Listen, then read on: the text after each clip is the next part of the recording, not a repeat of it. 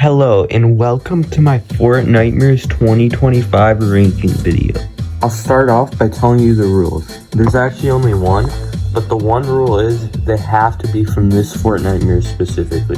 Now let's get into the video. Starting off with number 6 is the Thorn Ripper. This item drops from the Doja Cat boss, also known as the Mother of Thorns boss, and I'm gonna be quite honest here, it sucks. It's awful. It's just a reskin of the Chains of Hades. Now, although the weapon sucks, the boss is still worth killing for two factors. One of which being that the boss has like no HP. And the second one is because the boss will follow you around the whole match until it dies. But an item a little better than that is number 5, the Witch's Broom. The Witch's Broom is just one of those items that Epic changes every single year and makes it worse and worse. The original Witch's Broom was so good, but this one is pretty awful, I can't lie. It's only got 5 uses. I also feel like it's necessary to point out that you go way less high than you did before, and you also cannot pull out your weapon once you disable the Witch's Broom. Now let's move on to number 4, which would be our first and only consumable on this list, which is the Scooby Snacks. The Scooby Snacks are, let's be honest, part of the best Fortnitemares collab this year. And I'm gonna be honest, they're pretty good. They're not bad for only being epic rarity. They give you 250 shield and health, and they're better than a lot of consumables this season. They also give you 10 seconds of slap effect, which can be really good in most situations. They also make this goofy ass sound effect when you eat them, which is pretty funny to me. Next up is the Pumpkin Launcher. Just like the Witch's Broom, they made some small changes to it this year, but this one has even smaller changes than the Witch's Broom. They just changed the color, which is kind of weird. There's a few ways to get the Pumpkin Launcher as Fortnitemares. You could either kill the boss, or you can find it as floor loot or from chests. One thing cool about this version though is the projectile moves a lot faster than the original. But it's really not that good when you think about it because we have the Swarm Strike.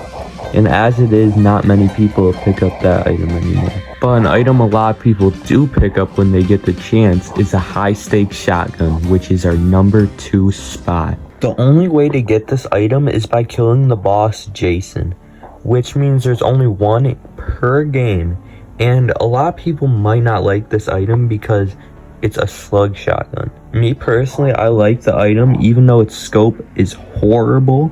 It does so much damage, but I can see why a lot of people might not because there's way better shotguns this season. And now we're moving on to the best item this whole entire Fortnitemares. Epic even had to nerf the item because of how good it was, and it is still very good. This item is the Last Call. This is Ghostface's item, which you have to enter a changing booth to even get. This item literally transforms you into Ghostface himself, and it's super broken. The damage is so good, and it gives you extra speed and stamina. Not to mention it also has the scanning ability that scans enemies in a big radius. But that's not all the items I have here for you today, because what I didn't tell you is that my friend Enver Vipers will be ranking the best Horde Rush mythics from the K-pop Demon Hunters collab. Before I mention all of these, I want you to know these are exclusive to Horde Rush. So whatever is good in Horde Rush might not be good in Battle Royale. Keep that in mind. But now that we got that out of the way, for 4th place is Zoe's Bubble Shield. Vipers mentions how the item is just bad because they can just walk inside of it. Although it does give 5 shield per few seconds, it still sucks because people can just walk inside of it. Number 3 though is going to be the Tiger Teleporting Mask. This item is just a worse reskin of the Void Oni Mask. It has durability, and you only get 3 uses before you have to wait for a cooldown. But an item without a cooldown is Mira's Extra Spicy Ramen, which is our only consumable on this list. Viper says that it's good for its healing and movement, which I completely agree with. This is one of the best healing items in the whole game, but it is not nearly as good as our number 1 spot, which is Rumi's Empowered Sword. This combined with the boons or whatever the fuck is insane against zombies. Vipers describes it as overpowered because of the amount of damage it can deal and having tons of charge. Not only that, but he also says it's OP for movement. I really hope you guys enjoyed this video. This was one of my longest recordings ever, which is crazy because it's only like 6 minutes long or something. But yeah, thank you guys so much. I love y'all, and I'll see you in the next one.